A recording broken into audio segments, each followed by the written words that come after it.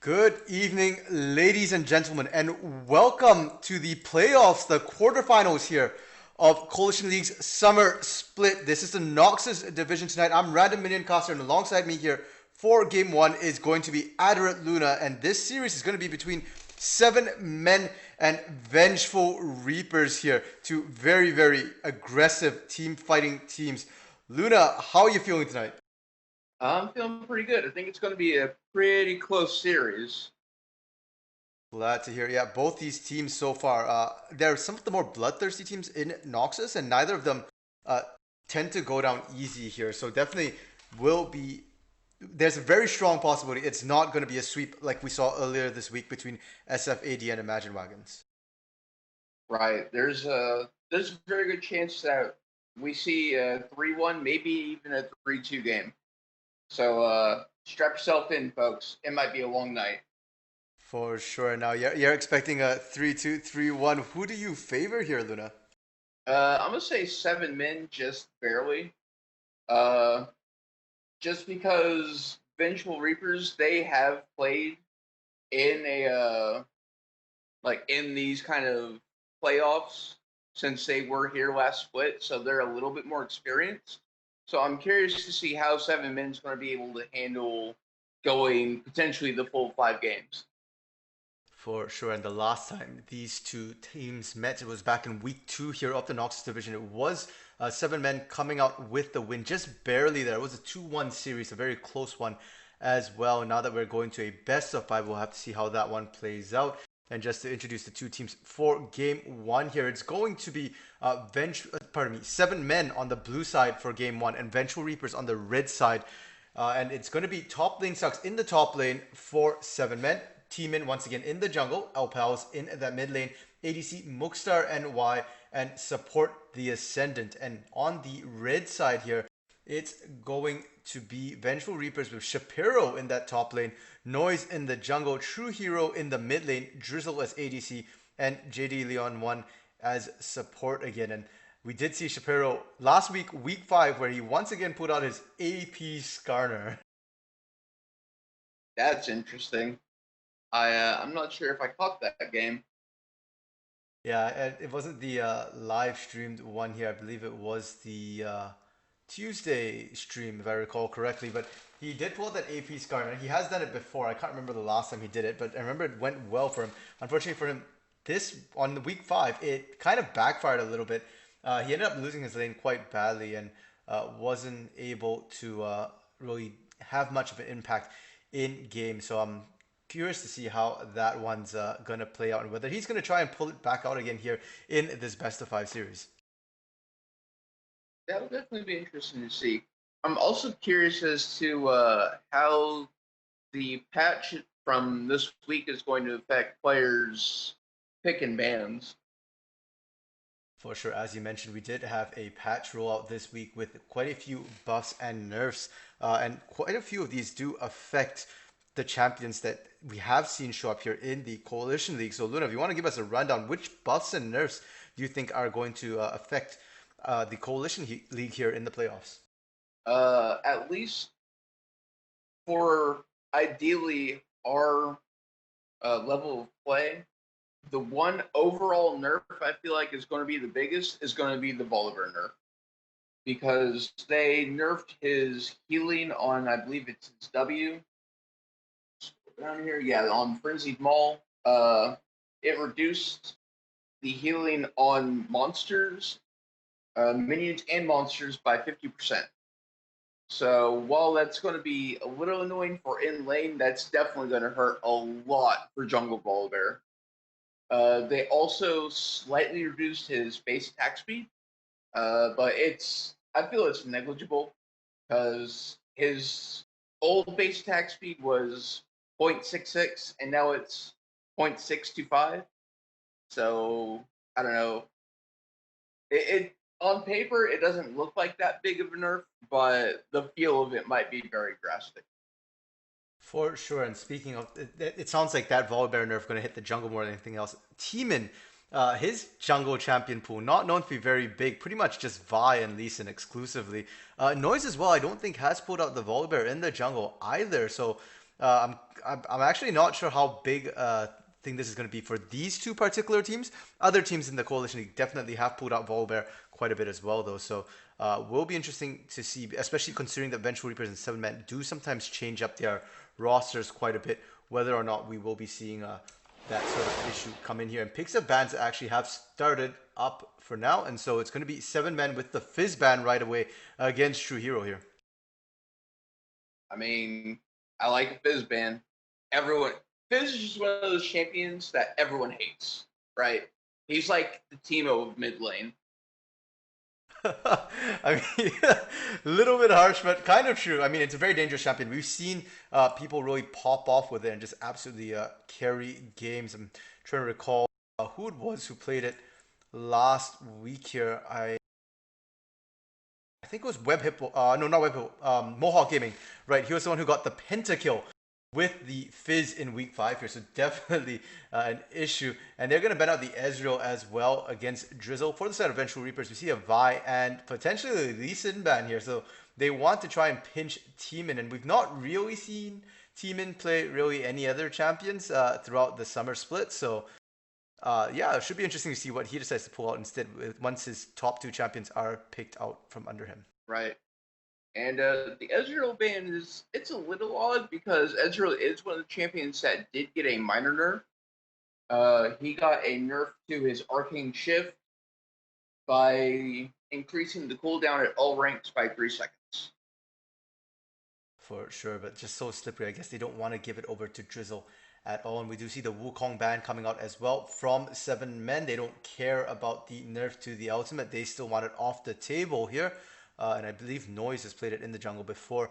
And Vengeful Reapers potentially going to ban out that Swain as well. And Swain, one of the champions that we have seen El Pals play both in the mid lane and the support position as well. And I do believe Ascendant played it last week as well. So definitely a good champion to hit out, to hit multiple people on the side of Seven Men here.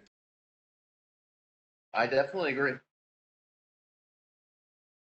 And now the first pick coming in for Seven Men. The Echo was left open for El Pals here, so they're going to snag it right away. Could potentially see it being flexed in the jungle. I don't know if Teemin plays that one. Maybe not on this account. And Vengeful Reapers now hovering that Galio for themselves. And looks like they locked it in.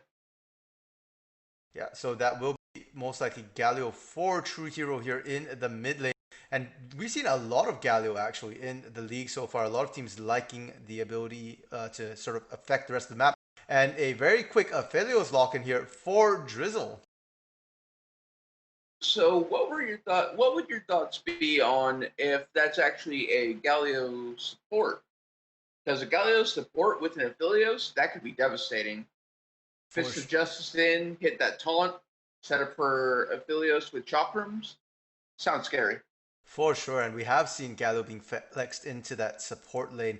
I don't recall if JD's actually done it in the Coalition League. It does show up on his op.gg, so definitely will be familiar with that champion. They could potentially flex, and that's what makes it such a great early pickup for themselves here. Does pretty decently into Echo as well, and Seven Men going with the Shen Draven here. I like a good Draven, and I don't think we've seen very much of it, so gonna be looking to see if that makes sense. It is known to be a possible counter at the pro level against an Aphelios, to abuse an Aphelios early. So we'll have to see if Muxar can play that one well and shut Drizzle down in lane. And now Vengeful Reapers thinking about that Scion in that top lane here. So Shapiro not going the AP Skarner. Nope, it's going to be a last minute switch over to Nocturne. That's going to go over to Noise. Interesting. Now, in solo queue, I have seen a lot of Nocturne mid lately. That's definitely been picking up steam. So I'm not sure if True Hero plays Nocturne, but that could be another potential flex. For sure, it could very well be. I don't see it on his recently played champions. And Noise, actually, it is one of his favorite champions here in the jungle. Has not seen a lot of success with it here in the Coalition League, unfortunately. And Nocturne, I believe, 0% win rate still within the league, at least the summer split here. But we'll have to see if that might change. Vengeful Reapers into the ban phase, going to ban out the Jax here. And Seven Men replying with a Nasus against Shapiro. So it looks like they are happy to leave that Skarner up for now. Mm-hmm. Yeah, kind of curious about the Noxus ban.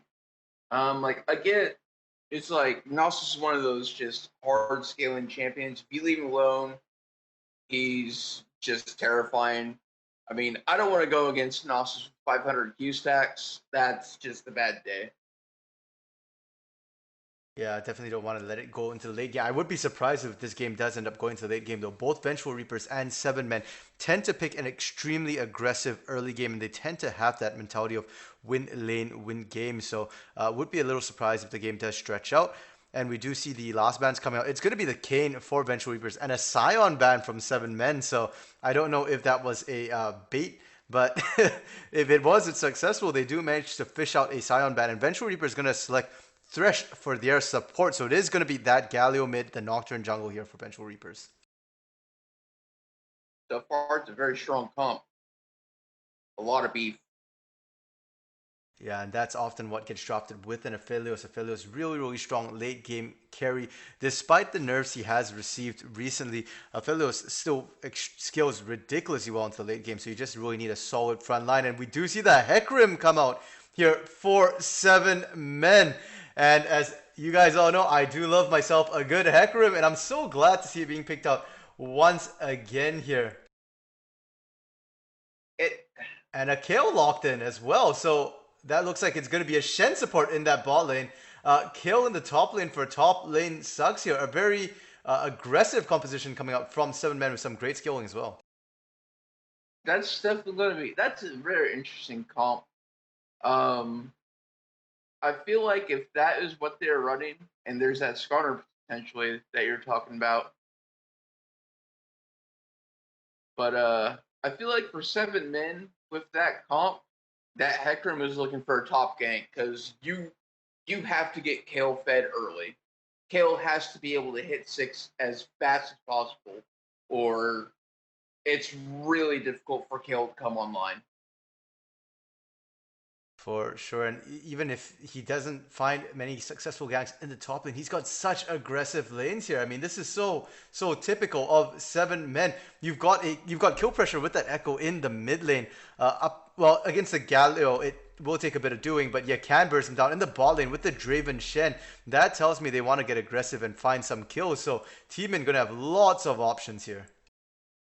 That's true, but VGR, I think VGR definitely has the edge, just because of one of the scariest combos in the game, the Nocturne Galio double ult. Nocturne turns the lights out, he goes in, Galio ults on top of him. You don't know what the hell's going on. All of a sudden, you're looking at a gray screen, just like, where did I go?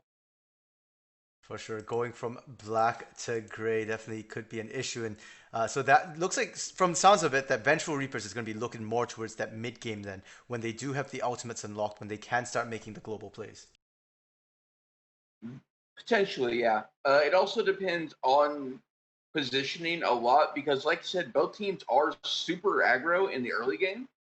So, because both teams are, they try to play that win lane, win game. I mean, there's a chance that because both teams play that way, that in itself could drag the game out because of different lanes getting advantages. Like, for example, the bot lane could be winning for VGR, whereas for Seven Men, the mid lane is winning. And it's just like the power struggle there could balance out and just end up dragging the game out. For sure, and I mean, in week five, both teams seem to have a bit of problems. They both lost their series here at the end of the regular season, and part of it was due to not having any late game skilling. And as you said, once the game stalls out, there's some problems here. And it looks like they both drafted themselves a bit of late game insurance here. We see the KO coming out for Seven Men, and for VGR, the Affilio. So if it does end up going late, Luna, which composition do you think is going to take this one? Uh, Honestly, I feel like maybe VGR just because like you have the Skarner that can. So like if the Kale tries to ult or something like that, Scar can just ult the Kale and just be like, I don't give a damn. Like I might not be able to hurt you right now while your ult's still going off, but you're also not getting any damage done. So you're essentially just losing your ult completely. Um, Also, the with both teams having that access to a huge AOE taunt, that's that just kind of makes it a coin flip. I feel like it at the end of the day, it's going to come down to, I think, who pulls the trigger first from the jungle, and just which ADC gets fed first. For sure. So it looks like it will come down to that ADC. And with the Draven in the bot lane, 7 men going to have more than enough damage to try and keep Vengeful Reapers in check early. The question is just whether or not they can hold Drizzle down, or whether Drizzle will eventually just outscale and be able to handle Muxstar there. And, speaking of that Skarner you're talking about, just ulting the kill, forcing out the intervention in order to cut the damage. There is, of course, the Skarn attacks, the QSS that we do see a lot of people build. Unfortunately, last week when Vengeful Reapers tried the Skarner, DOV Nightfall didn't even need to build any QSSs to just be able to handle Shapiro there in that top lane. And I'm just going to wonder if 7 men are going to pay that QSS tax. I mean, Kill doesn't seem to have a good QSS item to buy. No, I mean the only thing that QSS even builds into, as far as I'm aware, is Myrtle Scimitar. So I mean, it is an AD item, which she can benefit off of, but it's still not ideal for her kit. So I think if we do see Kale go for a QSS, it's going to be last item. And that might just be too late here for 7 men. But like you said, 7 men going to focus on that top lane, try and get top lane sucks ahead. As for Vengeful Reapers, where do you think they're going to be spending the bulk of their attention? I mean, for Vengeful Reapers, their main goal is either they're going to try to get the Aphelios fed or get the Nocturne fed, because those are their two main carries. Otherwise, they have free tanks. Whereas if you're looking at 7 men, instead of having a tank mid lane, they have that Echo, so they have more damage options. Whereas they only have one heavy tank in the Shen. So I don't know. I think that if the game does drag out, it will still go to VGR just because they'll out tank, and they might have enough ways to be able to stop people from doing damage. For sure. So it sounds like it's coming down to the survivability of the teams. And with that, we are going to wait out this spec delay here. Just a reminder, we do still have the pentakill skin raffle going on throughout the entire playoffs, and they are best of 5. So there's actually more games, meaning more chances to get that pentakill and get a raffle on as well. So hopefully we see that happen tonight. We have had our first pentakill off the league. Unfortunately, it was not on Friday night, and that was DOV Nightfall versus Vengeful Reapers, where DOV managed to get that pentakill onto Vengeful. So we'll have to see if 7 men can repeat that, or if Vengeful can turn the tides and look for their own pentakill. With that, we are going to head into a quick intermission break while we wait out the spec delay here, and we'll see all of you in a couple minutes.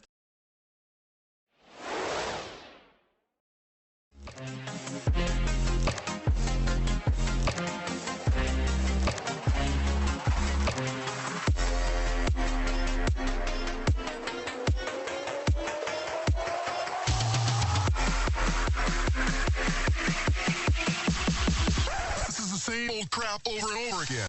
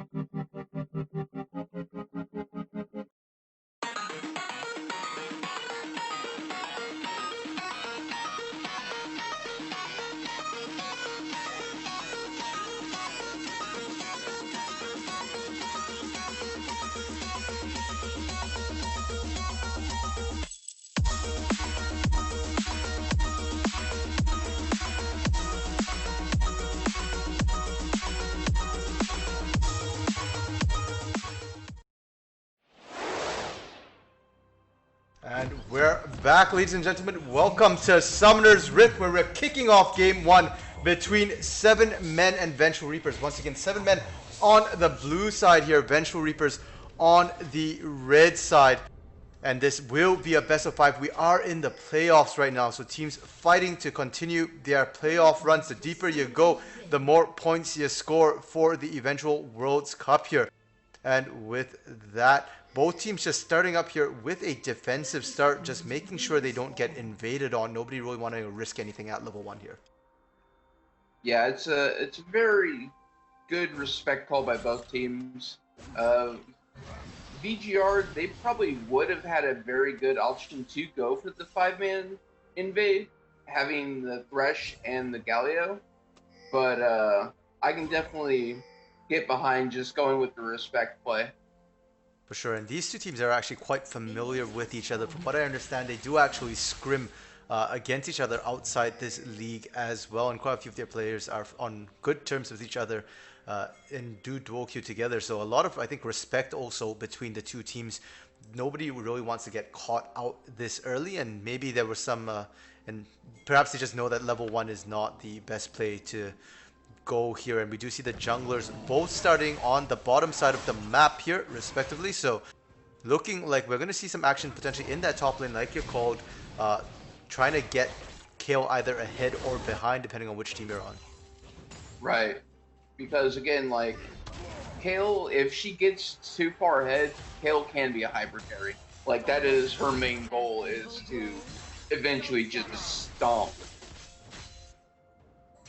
Yeah, and at early levels, Kale is basically a glorified melee minion here. It doesn't even do that much damage, so we'll have to struggle against Shapiro in the initial levels here. That Scar in our early levels can kill a lot of damage with the stun as well. And we see it happening here as the stun gonna land, but Shapiro just gonna trade a little bit. Is sitting in the middle of a minion wave, so doesn't want to continue too much on there. Was taking some damage. Bot lane, Drizzle and JD actually the ones to apply the pressure here onto the Draven Shen bot lane. They hit level 2 first, and they are zoning out a little bit in that bottom side. Yeah, I feel like it's going to be a little bit harder for the 7-man bot lane, just because Vengeful Reapers, they have that Thresh. You know, he is ranged, technically.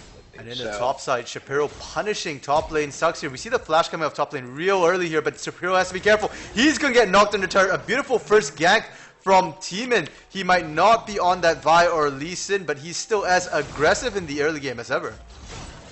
Yep, and I mean, that's just what I called. Like, you know, you go top first. I mean, the kill didn't go over to Kill, but she still got assist gold. That's time alone in wave. That's a lot of damage mid. For sure, and might not have gotten the gold, but definitely did get the experience, and levels is that all-important thing for Kale in the early game. Mid lane, we saw True Hero and Alpal just trading it out here, and both of them coming out fairly even for now. Bot lane, JD and Drizzle transferring their bot lane advantage, starting up this Scuttle here to gift it over to Noise, get him speeding up, and he does actually find a bit of an experience lead, while Teeman's on that top side. The bush is warded by Shapiro, so Shapiro will technically see the pony coming the next time he looks for a gank there. Right. So in Noise's case, I feel like he's probably going to gank more mid-bot, since he knows that Hecarim is probably going to try to prioritize top lane. And it looks like Noise actually gave away the fact that he was doing the jungle camps there. We see the pings going down, but it's mid lane where True Hero might potentially go down. He does have the speed boost, but Teeman flashing in to secure that, and this is Unusual on the Hecarim's, we've been seeing Smite Ignite Hecarim's mid or bot lane. Alpal's getting caught out. Not level 6 yet. No Chrono Break available. Flash already used. Will go down there. They managed to get JD back in return. So far, it's a bit of a 1-for-1, it looks like, in that bot side. Yeah, and I mean, right now they have, some men, they have a 3-0 Hecarim, which, that in itself can be kind of terrifying because, again, Hecarim's not necessarily a strict tank, he's more of a bruiser. So Hecarim can definitely put out a lot of damage in his own right. For sure, and I was just trying to say before that fight broke up, we were usually seeing Ignite Smite Hecarims, not so much seeing the Flash here, and there actually has been a buff to Ghost actually this patch as well. They increased it by about 5%, the movement speed, so little surprised that he did go with that Flash. Did get him the kill though, so can't complain too much. And mid lane, Alpal is able to punish True Hero there. And interesting to notice that Alpal is actually the one running the teleport in the mid lane. True Hero going with the more aggressive Ignite instead. Right, and with that buff to Ghost, on top of the buff for the rework from the previous patch, where they made it to where Ghost is once again an instantaneous gain of the movement speed instead of just the scaling over time, that is something that is very terrifying for a Hecarim to have in his pocket. Unfortunately, we won't be seeing it here, and we'll have to see if that Flash is going to be more effective than the Ignites and Ghosts that we have seen thus far. Once again, a gank into that top lane. Teemin continuously coming in there. Can just run right through that ward. He's got enough movement speed, and Shapiro getting punished right now is going to be forced back out of lane once again. Does have teleport, can come back in, and judging from his masteries here, there's a pretty good chance this is still going to be that AP Skarner, pardon me.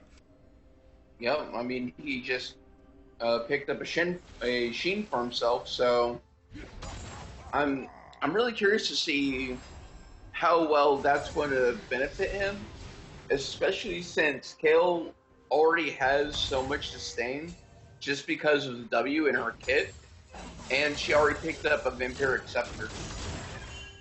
For sure. Now we do see JD clearing out the vision in the Dragon Pit there.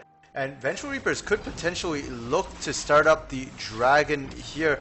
The bot lane is losing pressure. Mookstar and the Ascendant, surprisingly, every time we've glanced down there, have been kind of pushed in to their turret. So they do have the priority on this one here. Teemin is around, as is the Ascendant and Mookstar. But Alpal's no movement towards the Dragon. Looks like they're going to give this one over.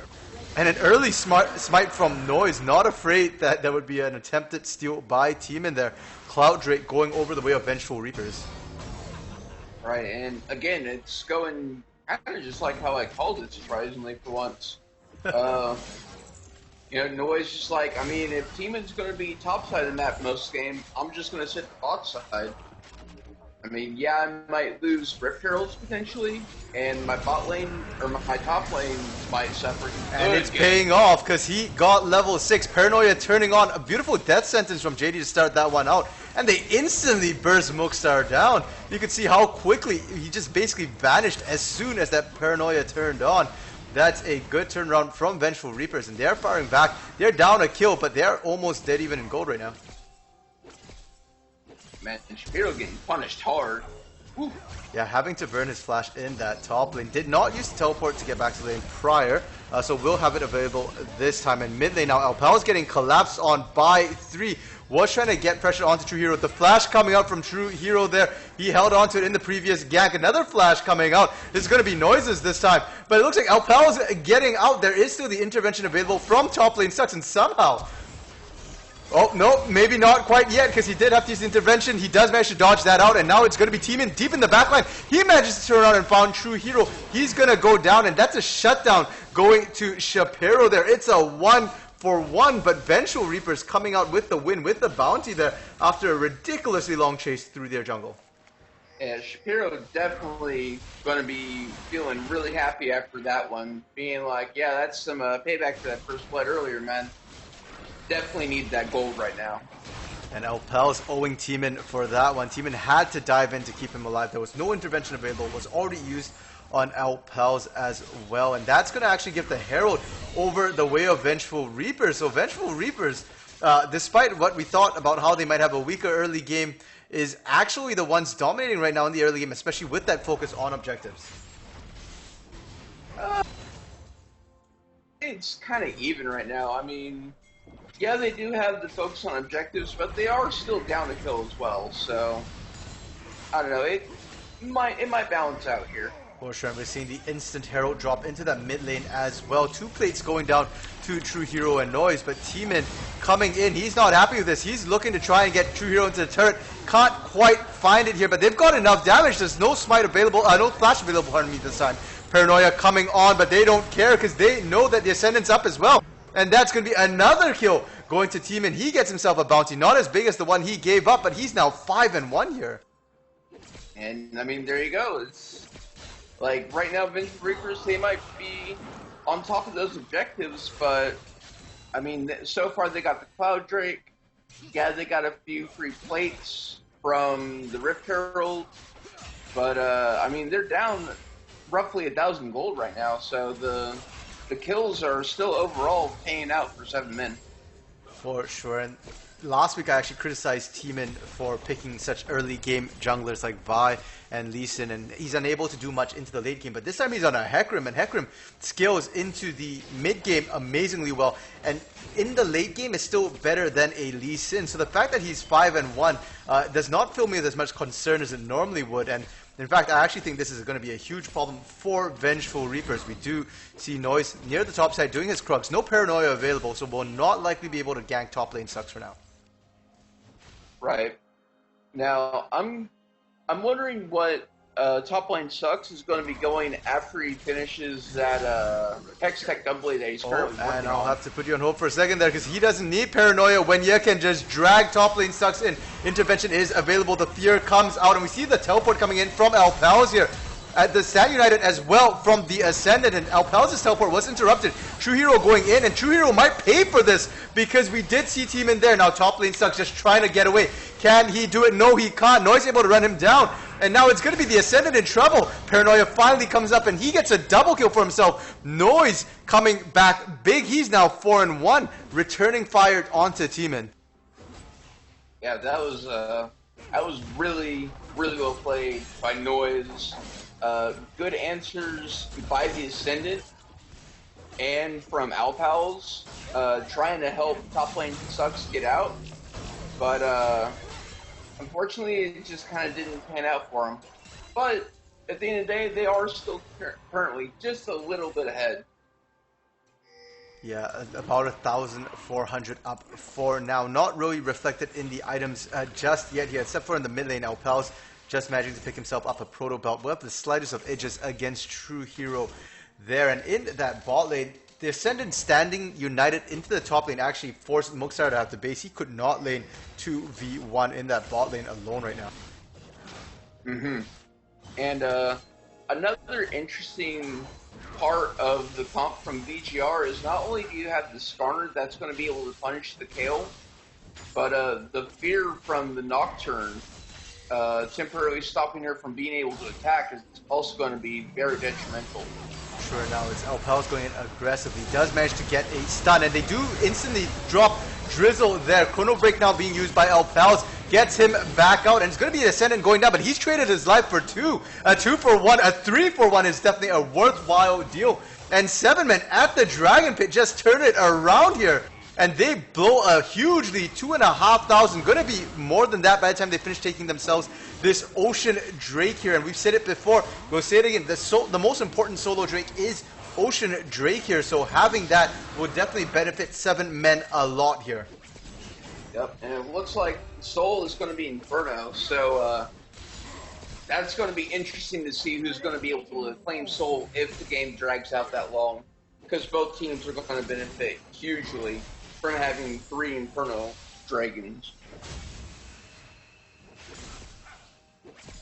Yeah, that would be great for either team here. Both teams have a lot of damage on their respective sides, and you know, that Dragon take is worrying me a little bit for Vengeful Reapers, because in week 4, they struggled amazingly hard around the Dragon Pit, and that's just giving me bad vibes watching that fight go down where they get caught in that choke point trying to get back to safety there. So hopefully that's a one-off. They are certainly not out of the fight by any means. We've seen Vengeful Reapers fight back from bigger deficits than this.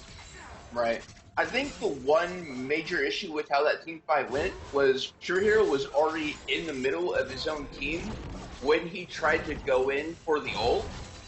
And if Galio gets interrupted in any way when he's channeling his ult, oh, here we go. And an attempt and the bot lane, the death sentence just a little bit short, and that's going to leave Noise out high and dry, and he takes a bunch of damage. He's going to be forced back, but they did manage to at least get the flash out from Mookstar, so they could look for a repeat gank there in the mid lane. It's Alpals and True Hero trading again. Team looking to come charging in, and they're going to force an onslaught of shadows. The burst is disgusting. The Sheen proc from Alpals, as well as the third hit, just absolutely melting True Hero. And True Hero struggling 0-6-1 this game. Yeah, that's definitely going to be very hard to come back from. I mean, it's hard enough for Galio to have to come back, especially because, like, ideally against mages he should be fine, right? Because he's got his W they can rely on, his magic shield from his passive. But if you're this far behind, it's really rough, especially if you don't have any MR yet, and currently he doesn't have any. For sure, he has himself a Dark Seal, but unfortunately that one is definitely not paying off in terms of trying to build stacks. It does help with the corrupting pots, which he's had to chug through almost the entire game here. And 7 men are going to be able to find themselves the second Herald here. It's like day and night from about, what was that, 6-7 minutes ago, where we saw Vengeful Reapers pick themselves up the Drake, followed by the Herald shortly after. And now we're seeing 7 men get themselves a Drake and get the Herald shortly after. We might even see the immediate Herald drop in the mid lane, potentially. Nope, they're just going to actually brute force this one down. They had it low enough, and that's first brick going the way of 7 men. Yeah, very good call. Don't need to drop the Rift Herald if you can just take turret free. And depending on what they're able to get in this mid, if they can push in fast enough and get enough plates down, they might be able to crack tier 2. For sure, and they actually might be able to do that. We see JD looking to base, gets interrupted by the minions actually. Interesting choice to try and go into the lane. True Hero back there though will be able to stop the wave, and we do see now the Ascendant getting feared out here. Paranoia coming down, but the question is who are they going to go on? They go on to the Ascendant. They're trying to chain the heroic entrance. They get the knock up, and now the Ascendant going to go down here. Teeman potentially soon to follow. He onslaughts away in top lane. Shapiro getting killed under his own turret there. Teeman able to run away very, very, very quickly on those horse legs there. And that's looking really dicey for Shapiro in that top lane. We know he's been struggling all game, but now top lane sucks at level 12 with that Gunblade able to kill him under his own turret there. Right. And I don't know, I feel like it was an interesting call from 7 men to blow the ult combo onto the Shen. I mean, Shen can be rough to deal with, but at the same time, it's just support. Do you really need to blow both ults just to kill the support? I don't know. I think at this point, True Hero just wants to get a piece of any action where he can get an assist or kill. He did manage to pick up an assist at least for himself, and if we do look at the gold differentials, but we'll have to wait for a second because Shapiro getting collapsed onto. He's going to try and drag top lane sucks, but there's really nowhere to go, and we do see Shapiro running, zipping away. Teeman going to keep on chasing, and it looks like horses are faster than Scorpions. 6 legs are not faster here than 4, and Teeman able to pick that one up. True in that top lane, going to go down once again to Alpals, and Noise this time going to follow him there. It looked like a 2v1, but that's effectively a 1.5 v2 there in that top side. Yeah, there's one thing that there are a few things that you don't do in this game, and one of them is get away from the Hecarim most times, because Hecarim just go fast, man. Zoom, zoom, and now we do see Shelly being dropped into that top side. They're going to dive this one. Onslaught of Shadows coming out once again. Teeman dominating right now. He's 10-1-4. I think you don't ban this guy's Lee Sin if it's going to put him on Hecarim here, because they're going to look and be able to crack an inhibitor before 19 minutes here. An interesting decision from 7 men. They're going to get themselves the bot outer turret as well, and that's now, what is that, an 8,000 gold lead for themselves? Roughly, yeah. Yeah, it looks like 8.3K. Just about. Yeah, it's an impressive gold lead at sub 20. Yeah, that's absolutely huge. And we kind of did expect that these two teams would go very aggressively at each other. And 17-7 at 19 minutes shows you how often they've been fighting. And it's not huge 5v5 skirmishes. These are small, like 1v1s, 2v2s, 3v3 sort of situation here. And that's why it's not an even higher kill count. But the state of the map just tells you how aggressive these teams are with an inhibitor already down in that top lane here before 20 minutes. And the question now is, what is Vengeful Reapers going to do about this? How do they find their way back into the game? Vengeful Reapers, they have to play for the late game. They have to... Vengeful Reapers are going to have to find a way to be able to 4-1. If they can't, then they're not going to be able to win this. Just because these 1-3-1 comps or whatever they're trying to pull, people just get caught out. And I mean, like, you have a 10-1 Hecarim and a 6-1 Echo. It's just like, they're so fast and put out so much burst that you don't want to fight them if you're alone. At this point, you don't even want to fight them. You just want to try to farm up, get some items, get stats, so you can fight them maybe later in a team fight. And we do see a Baron attempt being done right now. There's no real vision here, but they kind of knew it was coming. And JD gonna walk into the midst of 5. He gets melted immediately. Heroic Entrance comes in. Is he gonna be able to do anything? No, because Drizzo dead. Was tanking up Baron for a while there. Shapiro dragging Mookstar out, but he was just trying to run away, it looks like. Will he be able to get the stun off? Yes, he does. Can he get the kill? Yeah, he does, but T-Bin's going to finish him up, and that's ultimately a 4-for-1 trade in favor of 7 men. The jungler for Vengeful Reapers is dead, but they had no choice. They had to make the hero play there. Now, the Ascendant might go down to Baron here. Baron already got the taste of blood from taking Drizzle down, but T-Bin and top lane sucks. It looks like they're going to be able to shred this one on their own. Easy Baron take for 7 men. Yeah. And, I mean, it was a very good attempt from Vengeful Reapers to try to stop that. But at the same time, it's like, right now, your Galio is 0-7-2. He has virtually no tank stats. There's almost no point in him trying to ult in and get a good taunt off just because he's not going to be able to live through the damage that he's forcing on top of himself.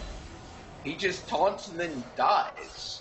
Yeah, and actually, ironically, True Hero is the one person who survived here on Vengeful Reapers after that fight at Baron. He initiated, got the heroic entrance, and then did a very discreet exit as soon as he got in there. But it helped him survive, so he was 0-7-2 before that fight. And, well, at least somebody survived and managed to stop that push in the top lane for now. But now, 7 men, they are up ahead by a full 10,000 gold at 22 minutes here with Baron buff. And they're looking to try and close this one out. Yeah, this is definitely a faster game than I anticipated, but it also didn't exactly go the way I thought it was going to, with 2 different lanes getting equally ahead, whereas so far 7 men, they've just been on the gas all game. Oh, and the death sentence does connect onto top lane. Sucks intervention being used, but that's just going to buy a bit of time here.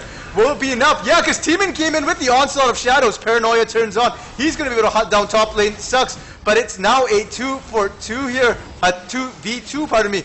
In the mid lane, we also do see Mookstar noise trading, but Mookstar looking like he can win the 1v1 here. In the top side, there's another kill as True Hero. Looks like he got caught in some incidental damage there. Now it's only Shapiro left alive. Can he get away? Yes, he can. That is a very, very, very fast Skarner here with that Trinity Force. But his base is in shambles. Nexus turrets are down. It's an exposed Nexus here. Is Shapiro going to be able to do anything? No, he's not. He's running back to Fountain, and that's the Nexus going down at 23.5 minutes here in favor of 7 men. They pick up game 1 in this best of 5. That was extremely well played by not just 7 men in general, but I'm definitely calling T-Min like MVP of game 1. Like, he was a force to be reckoned with. Or should I say he was a horse to be reckoned with. He was all of that and more, as they absolutely just dominated that. And we take a look at the damage charts here. T-Min, 14,000, almost more than 50% ahead of anybody on the enemy team there, and almost 50% ahead of the closest person on his own team, which was top lane Sucks on that kill here. Yeah, that's just insane. Like, I mean, 14-1 in a 21-minute game is disgusting. That is it brings back nightmares from solo queue.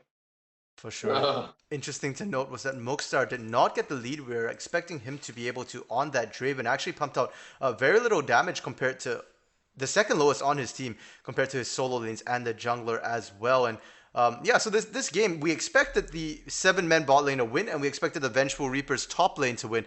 Ironically, that didn't happen, and was quite the opposite, with top lane Sucks finding himself an advantage in that top side there, while it was actually Drizzle and JD doing really well for themselves in that bot lane. Right. Well, the idea was, if the Hecarim ganks top and the ganks are not successful, then the top lane for VGR ideally wins, and that would be the top lane ganks being counter ganked by Noise. So instead of Noise being bot side to help his team, he would be dealing with top. So if Noise goes top, then the bot lane for 7 men wins because they just have the damage from Draven. But what did end up happening instead is Noise chose to split the map, and he just focused more bot side. And that just gave Hecarim free reign of mid and top, which instead of, like we thought, the kill getting ahead and getting fed, it was just the Hecarim getting fed.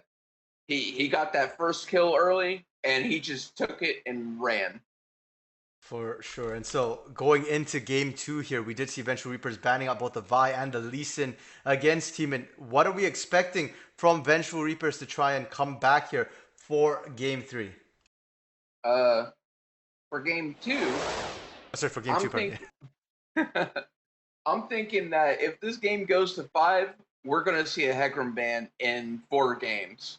I don't think VGR lets Hecarim through at all for the rest of the night.